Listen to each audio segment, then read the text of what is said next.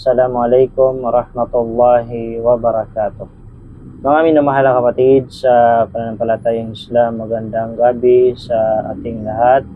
At ang ating pag-uusapan po ngayon ay patungkol po sa paniniwala. Kinakailangan natin maniwala sa Allah subhanahu wa ta'ala na siya lamang ang tunay na Panginoon. Obligado po sa lahat ng mga tao na maniwala na ang tunay na Panginoon ay si Allah subhanahu wa ta'ala.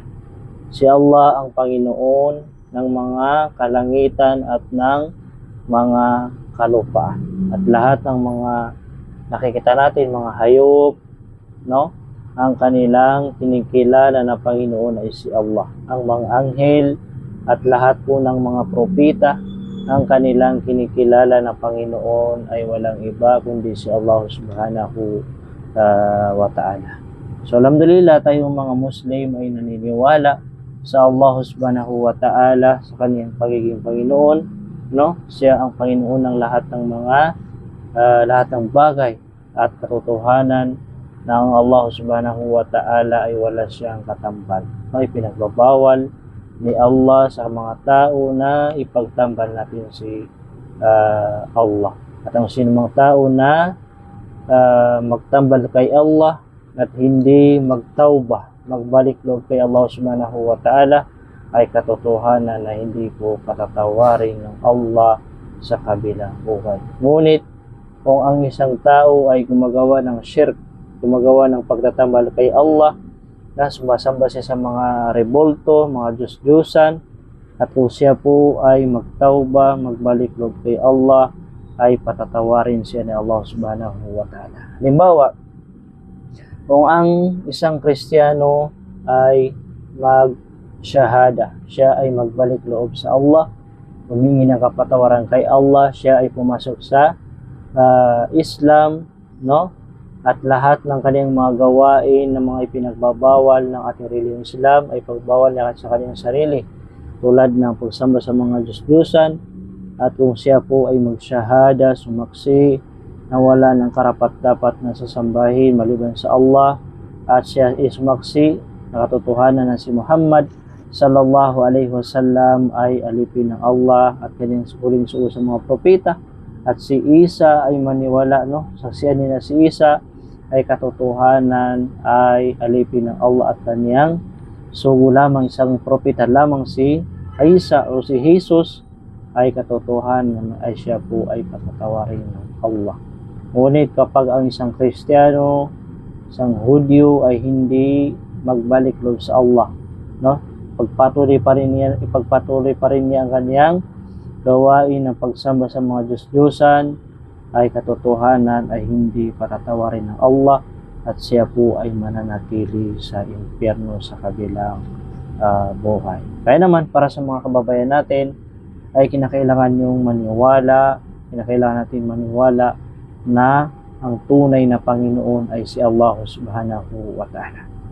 Sabi ng Allah subhanahu wa ta'ala sa Quran, A'udhu billahi minasyaitanir rajim, Qul man rabbus samawati wal ardi qulillah.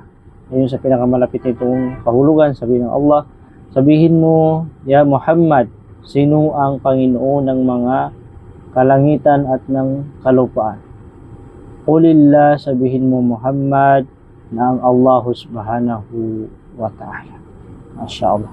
Ito yung nagpapatunay na katotohanan na si Allah subhanahu wa ta'ala ang Panginoon ng mga kalangitan at ng kalupaan. At si Allah ang lumikha sa lahat ng bagay at lahat ng may buhay, kalangitan at mga kalupaan at ng mga anghel. Ay si Allah subhanahu wa ta'ala lamang ang kanilang kinikilalang Panginoon ay walang iba kundi si Allah subhanahu wa ta'ala.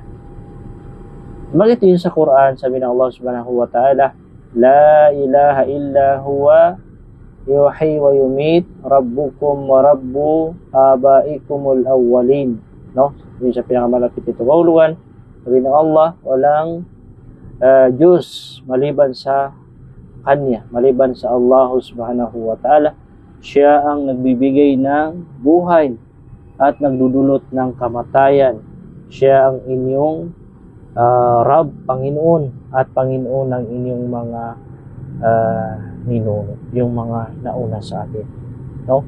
Yung mga nauna sa atin tulad ng mga propeta, ang kanilang kinikilalang Panginoon ay walang iba kundi si Allah subhanahu wa ta'ala. Kaya naman, kung ikaw ay hindi maniwala sa pagiging Panginoon ni Allah, ay katotohanan ikaw po ay napapabilang, no, sa mga nalugi at mananatili sa impyerno pagdating sa kabilang buhay. Ngunit kung ikaw ay magtauba, ang isang Kristiyano ay magtauba, maniwala sa Allah na siya, si Allah subhanahu wa ta'ala ang tunay na Panginoon, ay patatawarin ng Allah, no? Patatawarin ng Allah subhanahu wa ta'ala, mga kapatid sa Islam. Kinakailangan mong magtauba, humingi ng kapatawaran kay Allah. So ang pagbabalik Islam ay ito po ay walang bayad, no? Ikaw po ay pupunta lamang sa masjid at magsasyahada, magsasaksi na walang karapat-dapat na sasambahin maliban sa Allah, at ikaw rin ay magsasaksi na katotohanan ay si Muhammad ay alipin ng Allah at kanyang huling sugo sa mga propeta. At kapag ikaw ay nagsaksi, ay insya Allah ikaw po ay nakapasok sa Islam, mga kapatid. Ikaw po ay nakapasok sa Islam.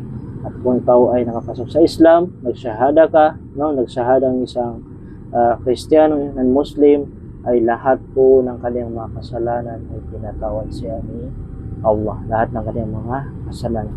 Kaya napakaswerte po ng isang Kristiyano kapag siya po ay pumasok sa Islam, sapagkat lahat ng kanyang mga kasalanan ay pinatawad sa kanya ni Allah.